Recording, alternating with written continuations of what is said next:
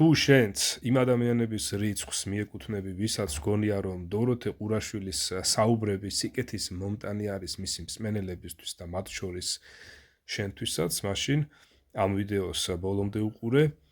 ამ ვიდეოში განვიხილავ დოროთე ყურაშვილის ერთ-ერთ საუბარს და დაგანახებთ იმას, რომ სინამდვილეში დოროთე ყურაშვილი არ არის ის ადამიანი, ვისაც თქვენ უნდა უსმინოთ, არამედ აგერ თუ ღმერთის მოსმენა გინდათ და ღვთის სიტყვის, ღვთის სწავლების მოსმენა გინდათ, აგერ ბიბლია არის და მას უნდა მოусმინოთ, ვინაიდან ბიბლია ეს ბერძნული დასახელება არის ამ წერილისა, რაც საქართველოშიც არის გავრცელებული ეს დასახელება, ეს არის ღმერთის წმინდა წერილი, რომლის მეშვეობითაც ღმერთი გვაწვდის ინფორმაციას. ამიტომაც აუცილებელი არის, რომ ადამიანმა თვითონ ისწავლოს პირველი ფურცლიდან მოყოლებული ბოლო ფურცლის ჩათვლით წაიკითხოს, შეისწავლოს უფალმა იესო ქრისტემ რა ახალი აღთქმა დადო, რას გვასწავლის იგი, რა სასიხარულო ამბავი, რა სახარება მოგვიტანა მან, რომლის მეშვეობითაც თავისი სახარებით გვიქადაგებს ჩვენს გადარჩენას, როგორ შეიძლება ჩვენი გადარჩენა და სიცოცხლეში შესვლა. მოდით ახლა მოусმინეთ, აგერ ჩემთან ერთად მეც კიდევ ერთხელ მოусმენ დოროთე ყურაშვილის საუბარს და შემდგომ ვნახოთ, აბა ბიბლიაში მართლა ასე არის დაწერილი, როგორც დოროთე ყურაშვილი ამბობს. ეკლესიაში ყველა მღვდელი ერთნაირი რო არ არის, ყველა მღვდელი წმინდა რო არ არის, ყველა მღვდელი რო მართალი არ არის და ყველა მღვდელი ღვთისმსახური რო არ არის, ნამდვილი ღვთისმსახური. ეს უფლისგან არის. ანუ უფალმა დაუშვა ეს ყანაში ღვარძლი ჩათესესო და ამოვთხაროთო? არაო, უფალმა უთხრა. ეს ყანა არის ეკლესია. და იმ ყანაში ღვარძლი ჩათესილია ეშმაკის მიერ. და რატო დაუშვა, იცით? თქვენ ყველა ვიაზროვნოთ. იმიტომ კი არ მივიდეთ, რომ ის მღვდელია, არამედ იმიტომ, რომ მართალია. ნათლობაზე კი ბატონო ნებისმიერ მღვდელთან მიდი, მაგრამ ის რომ შენ დაგარიგოს და დაგმოძღოს, ამისთვის უნდა აირჩიო აზროვნება რო აქ და სწორად რო აზროვნოს, ისეთ უნდა მიხვიდე, ხო? ანუ მრავალფეროვნება. არასოდეს არ ყოფილა ეკლესია ერთ ხმა შეიძლება სწავლებაში იყოს, რომ ქრისტე არის ჩვენი ღმერთი და ასე შემდეგ მის, მაგრამ ის რაც ეროვნულს ეხება, იქ ერთი ხმა როგორ უნდა იყოს. მოდით ბიბლიიდან ერთად ვნახოთ. სინამდვილეში უფალი ყანისა და ღვარძლის იგავს, როგორ განუმარტავს თავის მოწაფეებს. თავად უფალმა თვითონვე განუმარტა ეს ყანის და ღვარძლის იგავი და იქ უფალი ამბობს, რომ სინამდვილეში ის ყანა ეკლესია არ არის, ყანა არის მთელი ქვეყანა, სადაც არიან სასუფეულის, ცათასასუფეულის ძენი და ასევე უკეთურის ძენიც. ესე იგი, მთლიანობაში იქ ყანა, რასაც უფალი ამბობს ღვარძლისა და ყანის იგავში, სინამდვილეში თავად უფალივე განმარტავს ამას, უფალი იესო ქრისტე განმარტავს ამას, ამ იგავს თავის მოწაფეებს განუმარტავს და ეუბნება იქ მათ, რომ და ასევე დღევანდელ მკითხველებსაც გვეუბნება იმას, რომ ეს ყანა არის მთელი ქვეყანა და არა ეკლესია. და მოდით ახლა ეს წავიკითხოთ ერთად, თქვენც თვალი მოადევნეთ და შემდგომ დოროთე ყურაშვილის ამ საქციელსაც განვიხილავ, ესე იგი, რომ დოროთე ყურაშვილი პირიქით ხელს უწყობს ამ თავისი საუბრებით მისი მსმენელების უფრო და უფრო ცუდისკენ წასვლას და გაჩუმებას და იმას, რომ უფლისგან არისო ესო, რომ როგორიც არ უნდა იყოსო მღვდელიო, ნახეთ, ხო ისე ჩანს, რომ ბოდიში. ხომ ისე ჩანს, რომ ვიღაცებისთვის ისე ჩანს, რომ თითქოს დოროთე ყურაშვილს უნდა ის, რომ რაღაცა სიკარგე, სიჯანსაღე შემოიტანოს, ზოგადად ფართო საზოგადოებაში, მოსახლეობაში, რაღაცა ის არიან ადამიანები, რომ ასე სჯერათ, მაგრამ სინამდვილეში თვითონ დოროთე ყურაშვილი ისე ლაპარაკობს, რომ საერთოდ ესე იგი ჩვენთანო როგორი მღვდელი იქნებაო, ამას თქვენ ყურადღება არ უნდა მიაქციოთო, ესე იგი იმ თვალსაზრისით, რომ მასთან ჩვეულებრივად უნდა მიხვიდეთო სხვადასხვა რიტუალებზე, ეს იქნება ნათლობას რო ეძახიან, ამათი გაგებით ეს მღვდელთან უნდა მიიყვან და სხვადასხვა რიტუალებში შეგიძლიათ მონაწილეობა მიიღოთო, მაგრამ არ აირჩიოთო ესა თუ ის ასე ვთქვათ, ნამდვილი ღვთისმსახური ვინც არ არისო, ის არ უნდა აირჩიოთო დამრიგებლადო, მოძღვრადო, ხო? ეს თქვენ უნდა იაზროვნოთო. ამას განვიხილავ მოგვიანებით და მოდით ახლა ჯერ ბიბლიიდან წავიკითხოთ ეს ადგილი, სადაც უფალი საუბრობს ღვარძლისა და ყანის იგავზე და თვითონვე განუმარტავს მერე თავის მოციქულებს. აბა, თავის მოციქულებსაც და ასევე ჩვენს წამკითხველებს. აგერ ბიბლიაში თქვენ შეგიძლიათ თქვენივე ბიბლია თუ გააქვთ, თქვენივე ბიბლია გადაშალოთ, გადაფურცლოთ, თუ არა და აი ამ აპლიკაციით თვალი მიადევნეთ ბიბლიის ტექსტს.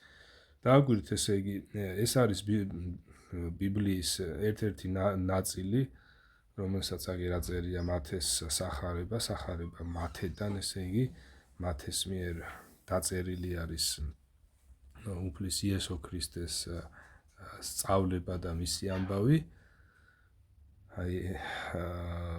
აი აქედან მე-13 თავის 24 მუხლიდან წავიკითხავ, სადაც უფალი ამ ღვარძლისა და ყანის იგავზე ლაპარაკობს და მერე ამის განმარტებასაც წავიკითხავ. სხვა იგავიც შესთავაზა და უთხრა მათ: სათა სასუფეველი მსგავსია კაცისა, საღი თესლი რომ დათესა თავის ყანაში. ხოლო როდესაც ეძინა ხალხს, მოვიდა მისი მტერი, ღვარძლი ჩათესა ყანაში და წავიდა. როდესაც აღმოცენდა ჯეჯილი და თავთავი დაისხა, ღვარძლმაც მაშინ იჩინა თავი. მივიდნენ მონები ყანის პატრონთან და უთხრეს: ბატონო, შენ ხომ საღი თესლი დათესე ყანაში, საიდან გააქვს ღვარძლი? ხოლო მან უთხრა მათ: მტერმა ქნა ეს. მონებმა კი უთხრეს: თუ გნებავს, მივალთ და გავმარგლავთ ყანას. მაგრამ მან თქვა: არა, რათა მარგვლისას ღვარძლს ჯეჯილიც არ მიაყოლოთ. აცადეთ ერთად იზარდონ მკამდე, ხოლო მკისას ვუბრძანებ მომკალთ. თავდაპირველად შეკრიბეთ ღვარძლი ძნებად შეკარით და ცეცხლი წაუკიდეთ. ხორბალი კი შეინახეთ ჩემს ბეღელში. სხვა იგავით შესთავაზა მათ, ეს უკვე სხვა იგავზეა ლაპარაკი, აი აქ დამთავრდა, ხო? გასაგებია აქ დამთავრდა და მოდით ახლა ჩამოვყვები, სადაც უკვე თავის მოწაფეებს განუმარტავს, თავის უახლოეს მოწაფეებს განუმარტავს ღვარძლისა და ყანის იგავს და შესაბამისად დღეს, როდესაც ჩვენც ვკითხულობთ აი ამას, ჩვენც ვისმენთ ამას და ჩვენც ამ განმარტებას ვისმენთ. მაშინ გაუშვა იესომ ხალხი და სახლში დაბრუნდა. მიუახლოვდნენ მისი მოწაფეები და უთხრეს: განგვიმარტე ღვარძლისა და ყანის იგავი. ხოლო მან მიუგო და უთხრა მათ: საღი თესლის მთესავი ძეა კაცისა. ესე იგი ძეა კაცისაო, აქ თავის თავზე ამბობს უფალი იესო თავის თავს ძე კაცისადაც იხსენიებს. ყანა არის ქვეყანა. ხო, ესე იგი საღი თესლის მთესავი ძეა კაცისა. ყანა არის ქვეყანა. დააკვირდით, ყანა არისო ქვეყანაო და არა ეკლესიაო. აქ საუბარი არის მთელ ქვეყანაზე. ნახეთ, ადრე სიტყვა ქვეყანა გამოიყენებოდა მთელი წუთისოფლის აღსანიშნავად, მთელი მსოფლიოს, მთელი პლანეტის აღსანიშნავად, ესე იგი, ხო? ესე იგი, ყანა არის მსოფლიო, საღი თესლიო სასუფევლის ძენი არიანო, ხოლო ღვარძლი უკეთურის ძენიო. ღვარძლის მთესავი მტერი ეშმაკია. ღვარძლის მთესავი მტერი ეშმაკია. მკა ქვეყნის დასასრული და მომკალნი ანგელოზები, როგორც შეკრებენ ღვარძლს და ცეცხლს მისცემენ, ასევე იქნება ქვეყნის დასასრულს. რადგან მოავლინებს ძეკაცისა თავის ანგელოზებს და შეკრებენ მის სასუფეველში ყოველი საცდურისა და ურჯულოების მოქმედთ და ჩაყრიან მათ სახმილის ცეცხლში და იქნება იქ ტირილი და კბილთა ხრჭიალი. მაშინ მზესავით გამობწყინდებიან მართალნი მათი მამის სასუფეველში, ვისაც აქვს ყურნის სმენად ისმინოს. რაც ერთად წავიკითხეთ, გასაგებია აქ რაზეც არის ლაპარაკი და დოროთე ყურაშვილი აშკარად იტყუება, რატომ იტყუება, რა არის მისი მოტივი, მას ასე ახსოვდა, არასწორად ახსოვდა და ეს პირდაპირ თქვა თუ სპეციალურად მოიტყუა, ეხლა მე ამას არ ვიცი, მაგრამ ნუ ვიქნებით თუნდაც იმ ქალბატონივით, რომელიც დოროთე ყურაშვილთან ზის, უსმეს მას და შეიძლება მან არც იცოდა და ბიბლია ბევრმა არ იცის, ბევრს ბიბლია არ წაუკითხავს და გინდაც ჯერ წაკითხული არ გქონდეთ. რა პრობლემაა, რომ აგერ აიღოთ და ეხლა წაიკითხოთ და თუნდაც დოროთე ყურაშვილი იქნება თუ სხვა რომელიმე ადამიანი, ვინც ბიბლიაზე ლაპარაკობს, ბიბლიის შესახებ ლაპარაკობს, მისი საუბარი გადაამოწმოთ, რამდენად სწორად ლაპარაკობს, რამდენად ესე იგი სწორად ლაპარაკობს თუ არასწორად იტყუება თუ არ იტყუება, ამით თქვენ თვითონვე იქნებით მოსარგებლენი და თქვენ თვითონვე ისარგებლებთ.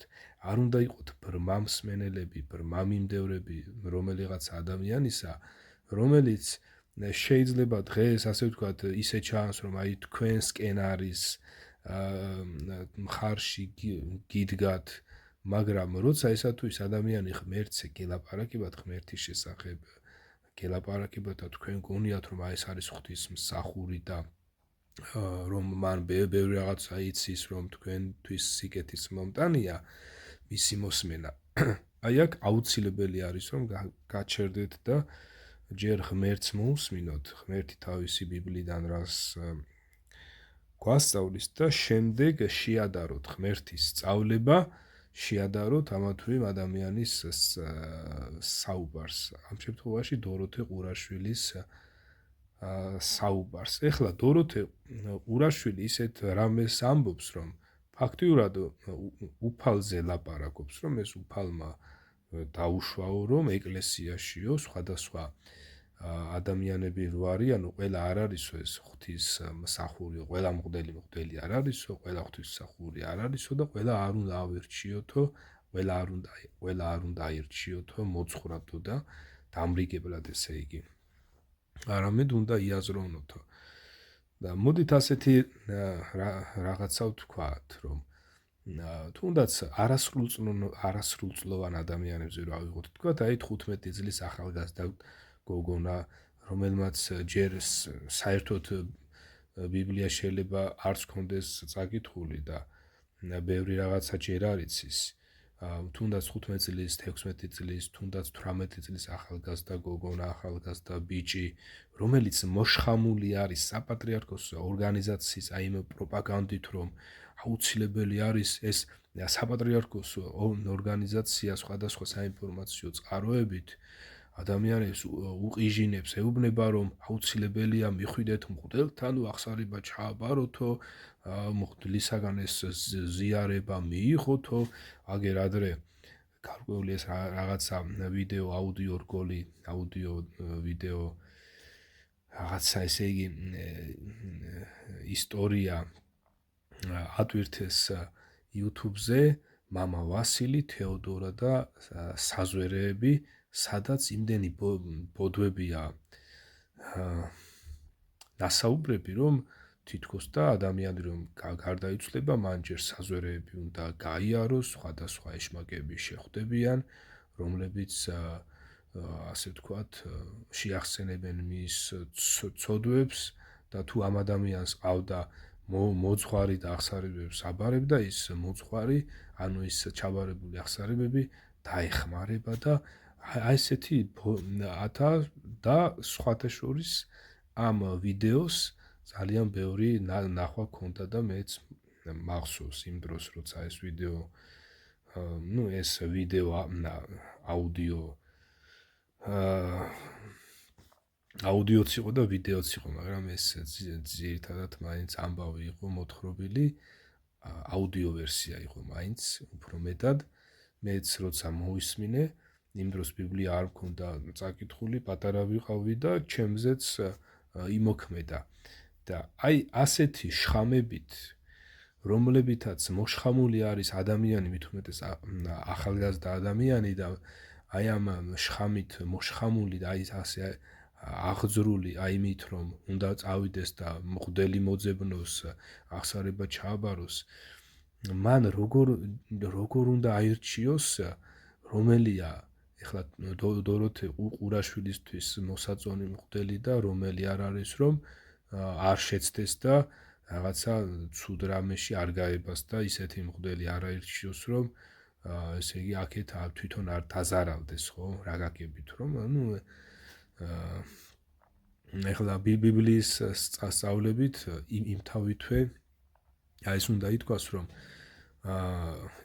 ბიბლიის სწავლებით იმთავითვე ეს მღვდლები, საპატრიარქოს მთელი ორგანიზაცია და მღვდლები უფლის იესო ქრისტეს მიერ არ არიან დადგენილები, არამედ პირიქით უფალმა იესომ გააუქმა ძველი აღთქმის სამღვდელო სარიტუალო სისტემა, გააუქმა ის მღვდლები, ვინც მსახურებდნენ იერუსალემის ტაძარში, თვითონ იერუსალემის ტაძრის მსახურებაც გააუქმა, ტაძრის დადანგრევაც იწინასწარმეტყველა და ახდა კიდეც და უფალმა იესო ქრისტემ დადო ახალი აღთქმა თავისი სისხლით, დადო ახალი აღთქმა, რომლის მიხედვითაც, ესე იგი თვითონ ახალი აღთქმის მიხედვით თითოეული ადამიანი, რომელიც მოინანიებს და იესო ქრისტეს აღიარებს თავის უფლად და თავის მხსნელად, მიეტევება ცოდვები იესო ქრისტეს სახელით. ყველა ადამიანს, ვინც იესო ქრისტეს სწავლებას ირწმუნებს და აღიარებს, მიეტევება ცოდვები იესო ქრისტეს სახელით და აი ესენი იწოდებიან უკვე სათასასუფეველის ძეებად, რომელზეც საუბარი არის ამ ღვაწლისა და ყანის იგავში, რომელი იგავით თავად უფალმა განმარტა.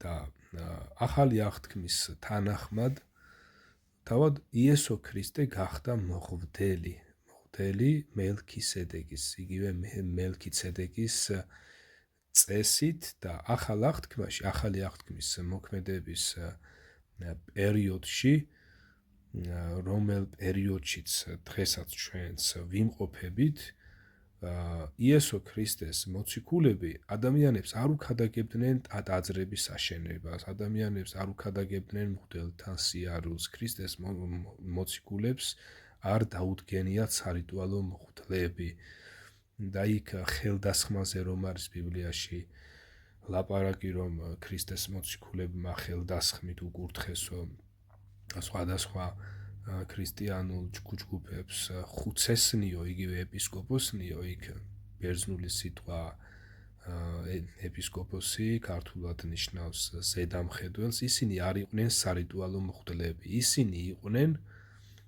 უფრო მეტად, ასე ვთქვათ, თვით მოციქულთაგან განსწავლული, ეს თვითონ ქრისტეს მოციქულებმა კონკრეტული მოწაფეები უფრო მეტად მოამზადეს, მათ ასწავლეს ქრისტეს სწავლება, თვითონ ქრისტეს მოციქულები სხვა ადამიანებსაც ისედაც ასწავლიდნენ, მაგრამ იყო ისეთი მომენტები, როდესაც ქრისტეს მოციქულები კონკრეტულ ადამიანებს უფრო მეტ დროს უთმობდნენ, ისინი უფრო განსწავლულები იყვნენ, ესე იგი, და ამ ადამიანებს ამზადებდნენ იმისათვის, რომ ესენი ყოფილიყვნენ ეპისკოპოსები, იმისათვის, რომ ამ ეპისკოპოსებს ზედამხედველობა გაეწიათ ქრისტიანული ჯგუფებისთვის და იმ ქრისტიანებისთვის, რომლებიც ნაკლებ მცოდნეები იყვნენ, მათთვის უფრო მეტი რამ ესწავლებინათ, იმიტომ რომ იმ დროს ჯერ ბიბლიის ახალი აღთქმის წერილთა ნაწილი ჯერ არ იყო დაწერილი სრულად და ჯერ კიდევ ქრისტეს მოციქულები თავიანთი პირით თვითონვე ასწავლიდნენ სხვადასხვა ადამიანებს ქრისტეს სწავლებას და მათ შორის ეს ეპისკოპოსებადაც მოამზადეს კონკრეტული ქრისტიანები, რომელთა ვალდებულება იყო ის, რომ ნაკლებად მცოდნე ქრისტიანებისთვის უფრო მეტი რამ ესწავლებინათ, ასევე საერთოდ უცოდინარი ადამიანებისთვისაც ესწავლებინათ და ამავე დროს არასწორი ცრუ სწავლებები ემხილებინათ იმისათვის, რომ თუნდაც ამ ქრისტიანთა ჯგუფებში რაიმე ცრუ სწავლება არ შესულიყო და აი ამისი მხილება და კრიტიკა ევალებოდათ მათ. ისინი არ იყვნენ სარიტუალო მღვდლები. ქრისტეს მოციქულთაგან ხელდასხმული ეპისკოპოსები, იგივე ხუცესები არ იყვნენ სარიტუალო მღვდლები, ისინი ტაძრებს არ აშენებდნენ, მიუხედავად იმისა, რომ ამის შესაძლებლობა, რა თქმა უნდა, იყო პირველ ეტაპზე, ჯერ ქრისტიანთა დევნა ისეთი არ იყო იმპერიაში და თუ კი ღმერთი დაავალებდა მათ, რომ ტაძრები ამიშენებთო, ისინი ააშენებდნენ, მაგრამ ღმერთს მათთვის არ დაუვალებია ტაძრების აშენება, არამედ პირიქით ქრისტეს მოციქულები ადამიანებს უქადაგებდნენ იმას, რომ ღმერთი არ მკვიდრობს ხელქმნილ ტაძრებში. ეს ქადაგებები ჩაწერილი არის ბიბლიაში, კერძოდ აგერ ბიბლიაში მოძებნეთ სახარების 4 თავის ჩამონათვალში, ბიბლიის სარჩევის ჩამონათვალში მოძებნეთ მათე, მარკოზი, ლუკა, იოანეს შემდეგ მოდის საქმეები, მოციქულთა საქმეები და ზუსტად აი აქ საქმეების მე-7 და მე-17 თავები წაიკითხეთ, სადაც მე-7 თავში ქრისტიანი სტეფანე უქადაგებს ებრაელებს და ეუბნება მათ, ესაუბრება მათ იერუსალიმის ტაძრის შესახებ და ამბობს, რომ სოლომონმა ააგო ეს ტაძარი პირველად, მაგრამ როგორც წინასწარმეტყველი ამბობსო, ესაია წინასწარმეტყველის წერილიდან მოიყვანს უფლის სიტყვებს, სადაც უფალი ამბობს, რომ ცატახტია ჩემი მიწა ჩემს ფეხთა სადგამი არისო და ეს ყველაფერი მე შევქმენიო და მე არ მჭირდებაო ფაქტიურად აი ამას ამბობდა იგი, რომ მე არ მჭირდება თქვენი ხელით აშენებული ტაძარიო, სახლიო. აი ეს თქვენ თვითონვე შეგიძლიათ სრულად წაიკითხოთ ბიბლიაში ესაია წინასწარმეტყველის 66 თავში, 66 თავის დასაწყისშივე არის ჩაწერილი უფლის აი ეს სიტყვები და სტეფანემ სწორედ აი ეს ესაია წინასწარმეტყველის სიტყვები ესაია წინასწარმეტყველის წერილიდან უფლის სიტყვები მოიხმო იმის სათქმელად, რომ ღმერთი არ მკვიდრობს ხელქმნილ ტაძარში. მით უმეტეს ეს ეხებოდა იმ იერუსალიმის ტაძარსაც კი, რომელსაც ჰქონდა თავისი კონკრეტული დანიშნულება. იერუსალიმის ტაძარი მსოფლიოში ერთადერთი იყო და სხვაგან არავის ჰქონდა უფლება იმისა, რომ ტაძარი აეშენებინა საქართველოში ახლა და არა მხოლოდ საქართველოში, მსოფლიოს სხვადასხვა ადგილებში მრავალი ტაძარი რომ არის აშენებული, ამის უფლება ღმერთს არ დაურთავს ადამიანებისთვის და ის იერუსალიმის ტაძარი, საიდანაც თავად უფალმა იესომ მოვაჭრეობა ალაგმა, იმას ჰქონდა თავისი კონკრეტული დანიშნულება, მსოფლიოში ერთადერთი იყო და სხვაგან არავის ჰქონდა უფლება იმისა, რომ სხვა ტაძარი აეშენებინა და თვითონ უფალმა იმ ტაძრის დანგრევაც კი იწინასწარმეტყველა, რომელიც ახდა კიდეც და დღეს ის ტაძარი დანგრეულია. ამავე დროს მოციქულთა საქმეების მე-17 თავში ჩაწერილი არის ქრისტეს მოციქულის პავლეს ქადაგება ათენელებისადმი, სადაც ათენის იმ დროს ათენის მოსახლეობა და იქ მყოფი უცხოელობა, რომელთა შორის იყვნენ ეპიკურელი და სტოელი ფილოსოფოსებიც, შეიკრიბნენ იმისათვის, რომ პავლეს საუბარი მოესმინათ. შეიკრიბნენ იმისათვის, რომ მოესმინათ, რას ქადაგებდა პავლე მოციქული, ვინაიდან მათ ეგონათ, რომ პავლე უქადაგებდა მათ ახალ ღმერთებს. ზოგადად ათენში გავრცელებული იყო ეგრეთ წოდებული პოლითეიზმი, ათენელებს შეეროდათ, რომ იყვნენ მრავალი, იყვნენ ბევრი, ესე იგი ბევრი ღმერთი იყო, ასე შეეროდათ ათენელებს და მათ ჰქონდათ ათენში აშენებული მრავალი ტაძარი და როდესაც პავლე მოციქულმა ეს ტაძრები დაათვალიერა, ნახა მან ერთი სამსხვერპლოც, სადაც ეწერა უცნობ ღმერთს და პავლე მოციქულმა ეს გამოიყენა იმისათვის, რომ მათთვის ნამდვილი ცოცხალი ღმერთი ეკადაგა და პავლეს მოსასმენად შეიკრიბა ათენის მოსახლეობა და პავლემ მიმართა მათ, რომ ესე იგი ისე კარგი იქნება, რომ ეს წავიკითხოთ, თქვენ თვითონვე მიადევნეთ თვალი და წავიკითხოთ. ეს არის ვებსაიტი holybible.g, სადაც მოთავსებული არის ქართულ ენაზე ნათარგმნი ბიბლიის სხვადასხვა ვერსიები და მათ შორის ინგლისურ ენაზე, რუსულ ენაზე და სხვადასხვა ენებზეც შესაძლებელია ამ საიტის მეშვეობით ბიბლიის წაკითხვა. ამ შემთხვევაში ახლა მე უყურეთ მოციქულთა, მოციქულთ მე-17 თავი, ამ თავში ჩაწერილი არის პავლე მოციქულის ქადაგება ათენელებისადმი. ახლა მე ასე ჩამოყვები. უყურეთ, გამცილებლებმა პავლე ათენამდე მიიყვანეს.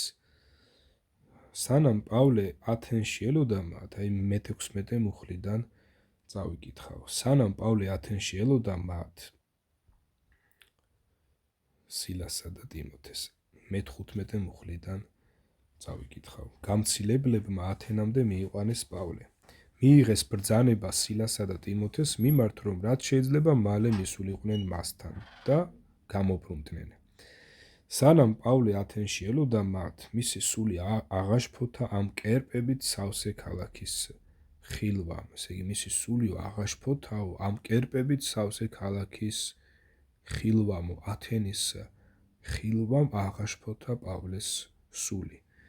იმიტომ რომ ეს ათენი სავსე იყო კერპებით. ამაზე ელაპარაკებოდა სინაგოგაში იუდეველებს და მომსახურეთ და იმათ, ვისაც ყოველდღე ხვდებოდა მოედანზე.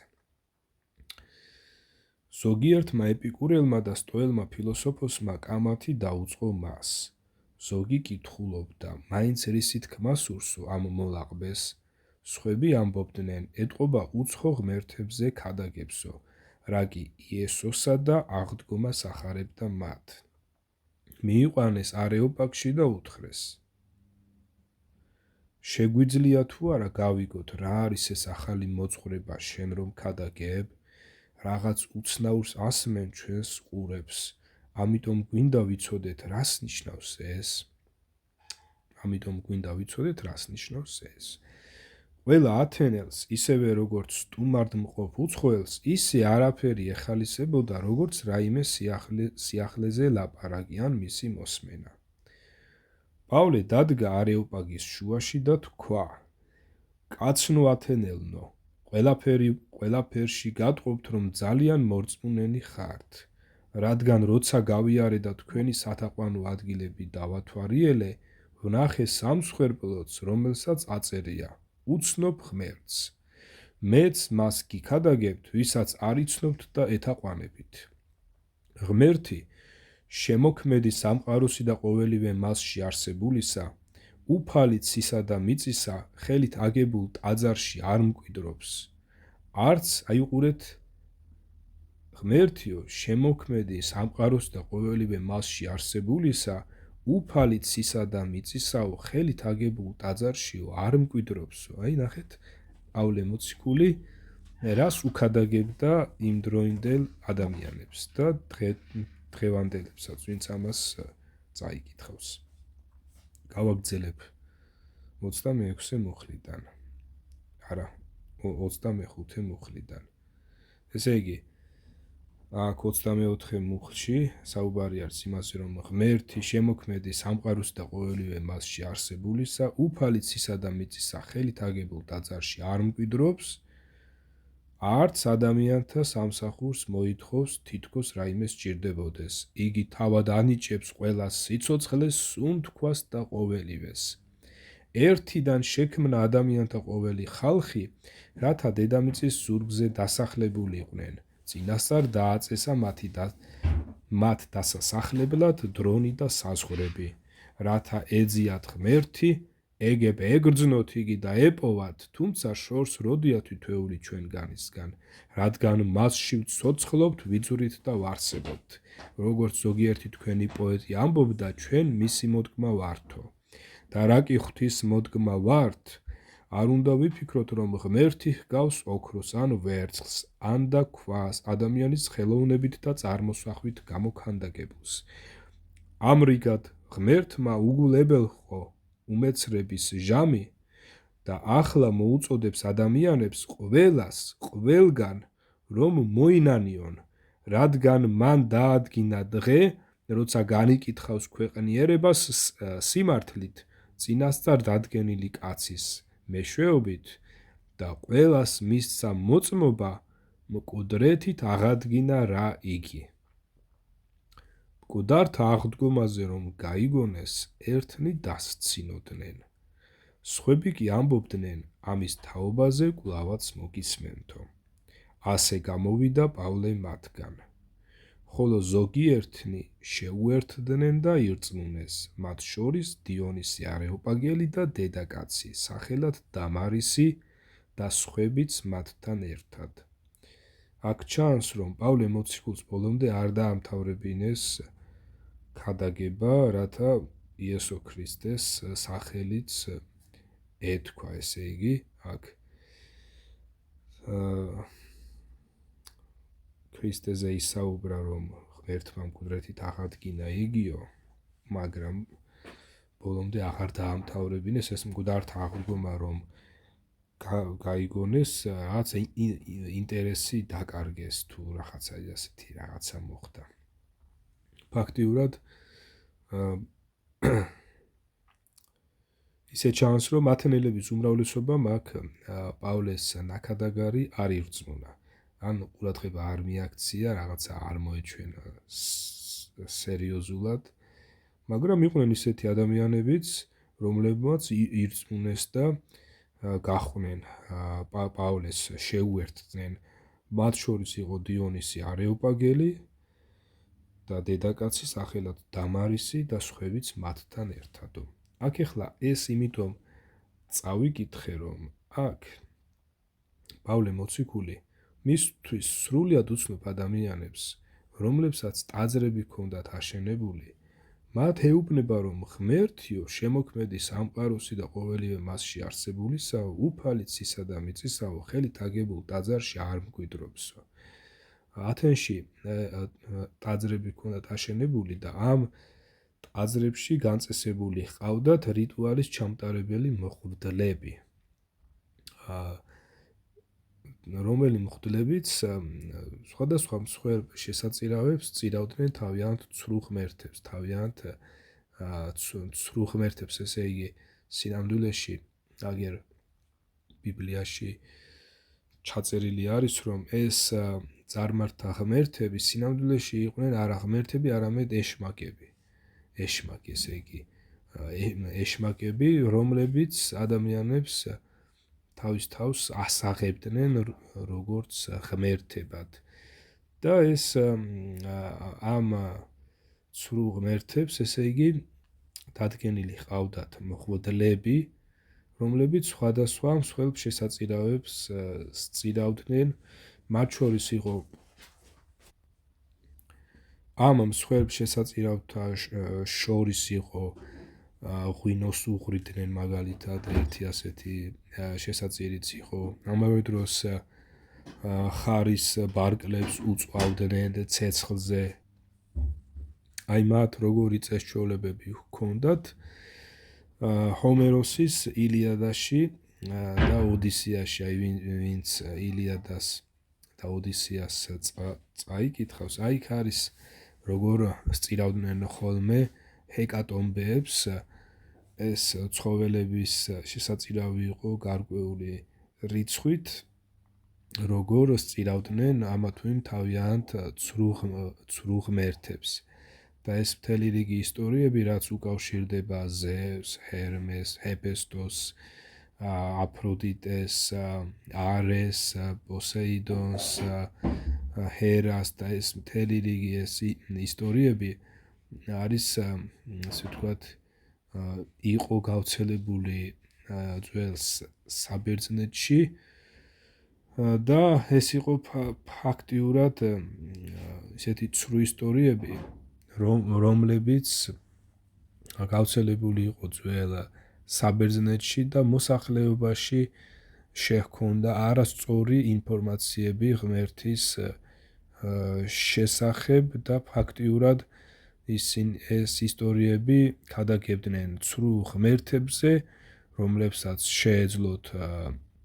რომლებიც ერთმანეთის მიმართ სიძულვილთაც იყვნენ ახსილები, ერთმანეთიც სულდათ, ერთმანეთს ღალატობდნენ, აგერ როგორ უღალატა აფროდიტემ თავის ქმარს ჰეფესტოს არესთან, როგორ უღალატა. ესე იგი, თვითონ ეს ჰეფესტოსი, არესი ღმერთებად იყვნენ წარმოჩენილები, ეს აფროდიტე ქალღმერთად იყო წარმოჩენილი და თან ამავე დროს ამ ისტორიაში ნაჩვენები არის ის, როგორ ღალატობს აფროდიტე თავის ქმარს ჰეფესტოს არესთან და მერე ამაზე როგორ იცინიან აპოლონი და ჰერმესი.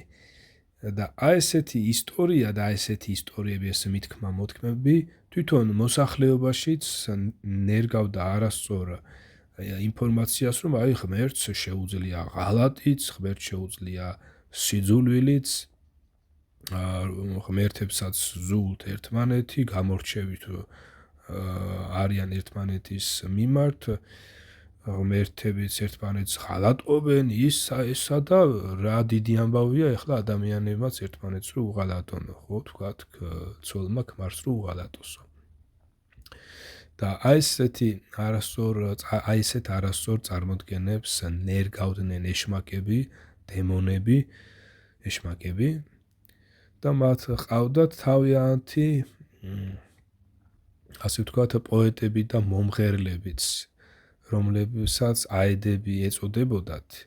აგერ ერთ-ერთი აედი დემოდოკეც არის მოხსენებული. ნუ ეს როგორც პერსონაჟი შეიძლება ასეთიც იყოს, ან სინამდვილიდანაც იყოს აღებული, მაგრამ ფაქტიურად აი ძველ აღმოსავლეთშიც იყვნენ ეგრეთ წოდებული პოეტები და მომღერლები, რომლებიც მღეროდნენ ამ ცრუ ღვთაებათა შესახებ, რომლებიც აუცილებდნენ ცრუ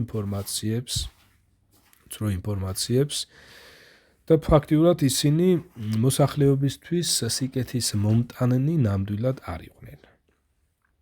ხო, ეხლა მე ამას აღარ გავაგრძელებ. აქ იმის თქვა მინდოდა, რომ აი თქვენც წაიკითხეთ, რომ ესე იგი ღმერთი, ესე იგი ქრისტეს მოციქულები ადამიანებს უქადაგებდნენ იმას, რომ ღმერთი არ მკვიდრობს ადამიანის ხელით აშენებულ ტაძრებში და შესაბამისად ისინი ქრისტეს მოციქულები ახლა იმას არ უქადაგებდნენ იგივე ადამიანებს, რომ მოდი ქრისტეს ტაძარი აუშენოთო და თავარქვათ, რომ ეს ქრისტეს ტაძარიაო. ქრისტეს მოციქულებს არც ეს მოხდლები დაუდგენიათ, არც ამათთვის უთქვამს, რომ ეს ვინმე მონათლეთო, სხვადასხვა რიტუალები ჩაატარეთო. აი ეს პურპურისა და ღვინის მიღებაც კი უფალმა დაადგინა, ოღონდ ამისათვის მოხდლები არ დაუდგენია და არ უთქვამს, რომ აი ამ მოხდლებთან მიდითო და ისინი მოგცემენ პურსა და ღვინოსო. ეს უკვე ცალკე განსახილველია, მაგრამ აი ამ დროსაც ვიტყვი, რომ მთლიანობაში რასაც დოროთე ყურაშვილი ამბობს, ეს იმთავითვე არასწორია და იგი უფრო ხელს უწყობს აი იმას, რომ მისი გაგებით ის ადამიანები, რომლებიც თითქოს და არაკეთილ სინდისერად მოღვაწეობენ საპატრიარქოს ორგანიზაციაში, იგივე დოროთე ყურაშვილის აი ამ საუბრით ისინიც უნდა იყვნენ. და იყვნენ ისინიც, მაგრამ თქვენ უნდა იაზროვნოთო და მათთან არ უნდა მიხვიდეთ რჩევის საკითხათო და დამრიგებლად არ უნდა აირჩიოთო, მოძღვრად არ უნდა აირჩიოთო. ეს არის არასწორი და აიყურეთ მან უფლის სიტყვები დამახინჯებულად გამოიყენა იმისათვის, რომ თავისი საუბარი გაემყარებინა. მაგრამ მაგერ ბიბლია ამხელს მას და თქვენც, როდესაც დოროთე ყურაშვილს ან რომელიმე სხვა ადამიანს უსმენთ, რომელიც ღმერთს ელაპარაკობს, აუცილებლად მისი საუბარი გადაამოწმეთ, ბიბლია აიღეთ, ისწავლეთ, გადაამოწმეთ ბიბლიის მეშვეობით და ასე ბრმად არ ენდოთ. ამიტომაც ბოლოსკენ ვიტყვი იმას, რომ ვისაც თქვენ გეგონათ, რომ დოროთე ყურაშვილი განათლებულია, ასწავლია, აი ასეთია, ისეთი აქეთ ხვებს არიგებს ჭკუას, სინამდვილეში ეს ასე არ არის. ღვთის წერილი დოროთე ყურაშვილსაც ამხელს აკრიტიკებს და ნებისმიერ სხვა ისეთ არასწორ სწავლებას, რომელიც ღვთის წერილის წინააღმდეგ არის მიმართული. გისურვებთ, რომ ბიბლია შეისწავლოთ, გისურვებთ იმას, რომ იესო ქრისტეს სწავლება შეისწავლოთ, ირწმუნოთ მისი და გადარჩეთ მის სამეფოში შეხვიდეთ, იესო ქრისტეს სამეფოში შეხვიდეთ და თქვენც ეზიაროთ იმ სიცოცხლეს, რომელსაც ქვია იესო ქრისტე, ვინაიდან თავად უფალი იესო ამბობს, რომ მე ვარ გზაო, ჭეშმარიტება და სიცოცხლეო. უფალმა იესო ქრისტემ კაცობრიობას ადამიანებს ჩვენ მოგვიტანა სასიხარულო ამბავი სახარება ცოდვისგან გამოსყიდვის შესახებ, რომ მან თავისი სისხლით გამოგვისყიდა ცოდვისგან, შეგვარიგა მამასთან, მშვიდობა მოგვიტანა, მშვიდობა გვახარა უფალმა იესომ, მშვიდობა იმისა, რომ ვინც იესო ქრისტეს ირწმუნებს, ვინც იესო ქრისტეს სწავლებას აღიარებს, ირწმუნებს, იგი მშვიდობაში შევა ღმერთთან და იესო ქრისტესადმი რწმენით მიეტევება ცოდვები იესო ქრისტეს სახელით. ზუსტად ესე იგი, უფალმა იესომ გვიქადაგა ჩვენ ეს სასიხარულო ამბავი, დღესაც ამას გვიქადაგებს თავისი ბიბლიიდან, ქრისტე და მისი მოციქულები დღესაც ბიბლიის მეშვეობით, ბიბლიიდან გვაწვდიან ინფორმაციას ცოდვისგან გამოსყიდვის და ღმერთთან შერიგების სასიხარულო ამბავზე, რომ იესო ქრისტე არის შემრიგებელი, იესო ქრისტემ თავის თავზე იტვირთა ჩვენი ცოდვები, ჯვარს მიალურსმნა, თავისი სისხლით ჩამოგვრეცხა, მოკვდა და მესამე დღეს აღდგა მკვდრეთით და ყველა ადამიანს ახარებს აი ამ ამბავს, მშვიდობას ახარებს, მშვიდობას, ესე იგი იესო ქრისტემ მშვიდობა დაამყარა ის მტრობა, რაც ადრე იყო ჩამოვარდნილი, მოყოლებული ადამიდან, ვინაიდან ადამი არ დაემორჩილა ღმერთს, მტრობაში შევიდა ღმერთთან და ადამიანში ჩვენც ვწოდეთ მთელმა კაცობრიობამ, ჩვენც ადამიანში ვიშვით და შესაბამისად ჩვენც ადამიანთან ერთად ვწოდეთ, ადამიანთან ერთად ღმერთს დავშორდით და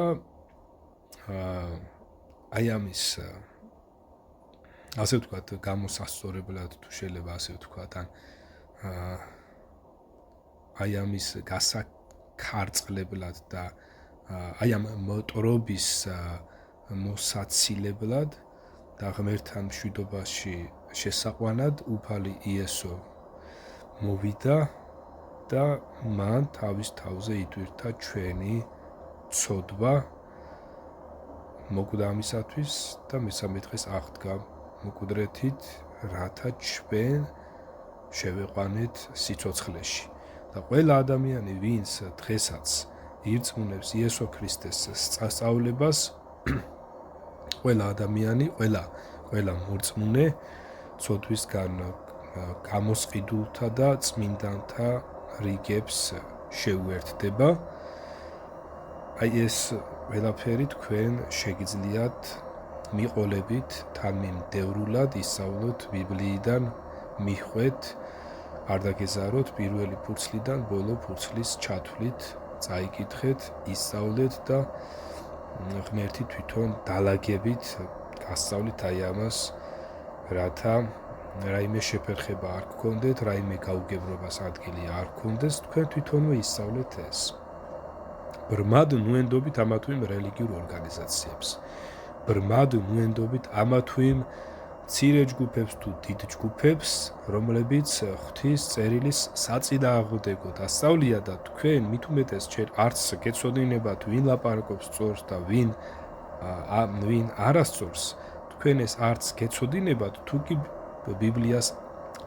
ბიბლიას არ ისწავლით და თქვენ თუ არ გექნებათ გადასამოწმებელი საშუალება, ესე იგი, თუ თქვენ ბიბლია არ გეცოდინებათ, ვერც იმას გაიგებთ, ესათვის ადამიანი სწორს ლაპარაკობს თუ არასწორს ლაპარაკობს.